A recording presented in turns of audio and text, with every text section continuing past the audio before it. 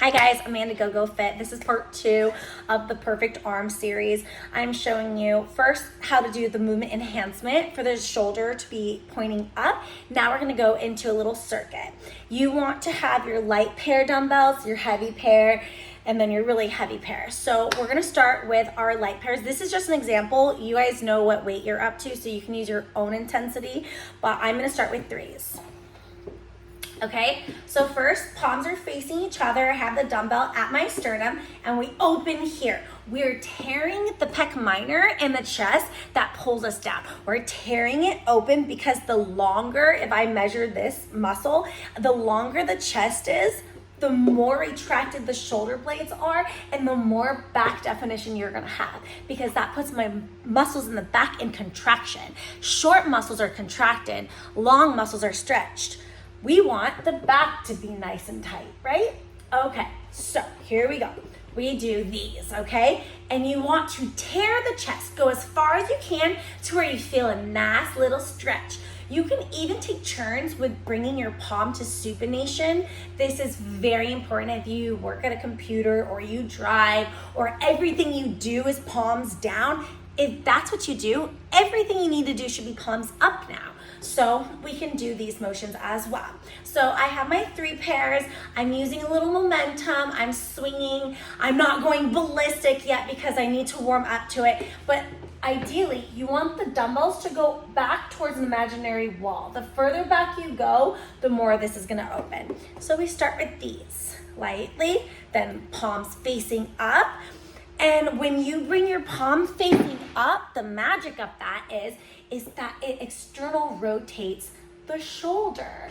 So the secret to the perfect arm is working the rotator cuff, because the shoulders go up with the traps, the shoulders go down with the lats, the shoulders go forward for the chest, and they go back with the rhomboids in between, but every degree in between of all 4 of those motions is the rotator cuff. And guess what the rotator cuff does? It rotates the shoulder back. A lot of people think that the rhomboids do that, so they do a lot of pull muscles. The rhomboids are a small muscle attached to the spine and the scapula bone, so when they get tight, they pull the shoulders back. So that's good, but you could still be back, but like this. External rotation is the biggest missing muscle group of your puzzle. Most people don't know how to work it out. So you doing the chest flies like I just showed you, but with palms up, instantly contracts the rotator cuff, okay? Next weight, that was 3 pounds. We're going to 5 pounds. Now we're going into biceps. Isometric, meaning we hold the whole time, no repetitions in between, just frying them, keeping them engaged. Boom, boom, here we go. And we external rotate, hit the wall. This is where the magic comes in, what I talked about, elbow forward, wrist back. The more you bring elbow forward and the wrist to the imaginary wall behind you, the more external rotation of the shoulder. This roundedness will get you nowhere. This will get you somewhere. And the cool thing about this is that your biceps are working at the same time as the rotator cuff. Okay, so we do our external rotation exercises with the bicep. And the cool thing about this too is we're tearing tissue here. Again, everything is about opening the chest. Open, open. Because the more the chest is open, the more contraction in the back. Okay? So we just did chest flies with 3 pounds. We just did biceps with external rotation with the 5 pounds. Now we're going to the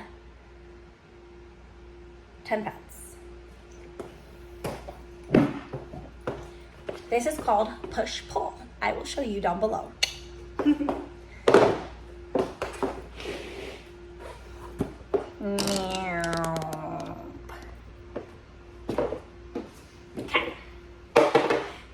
Awesome too, because while one arm is holding you up so that you don't face plant with the push muscles, the chest muscles, the other one is pulling back. And as we do this motion, the obliques work. And if you have a pinch in your neck because you work at a computer, so you're always in rotation, this will even it out, because if you're always with the right one forward and the one in the left is back, that means you should probably reverse and be doing more retraction with the right and push with the left. But if you can't fathom like how many reps to do with each, this will even you out, okay? So grab your weights. You can be in quadrant position on all fours, or you can be in a plank position. And when you do this, you can keep your hips still in your ribs so that it's more of a plank position and you're isolating the shoulders. But if you want to add the obliques, you can rotate. You can even pull into a press. Rotation, land where you started, pull, and press. Otherwise, you can just work retraction, retraction, while the other one is pushing. Push, pull.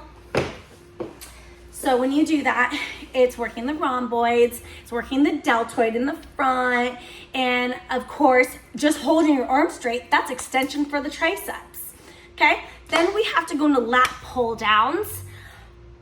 So the lat's job is shoulder depression down, shoulders away from your ears. So you can do a lat pull down, but a lot of people don't realize that if you're just doing this and the scapula's not going down, you're not getting your lats. You're just doing bis and tris with some shoulder press in between, okay? So lats are a huge muscle. They go all the way down and actually attach to your spine, or to your spine, hip area, right? So if you are working the lats, that is gonna help pull your shoulders down away from your ears, especially you ladies. You don't wanna look like this. You wanna have long, elongated necks, shoulders pointing up, nice definition in the arms. The cool thing about a lat pull down is that you will be using the triceps, okay? So we're gonna get to that next.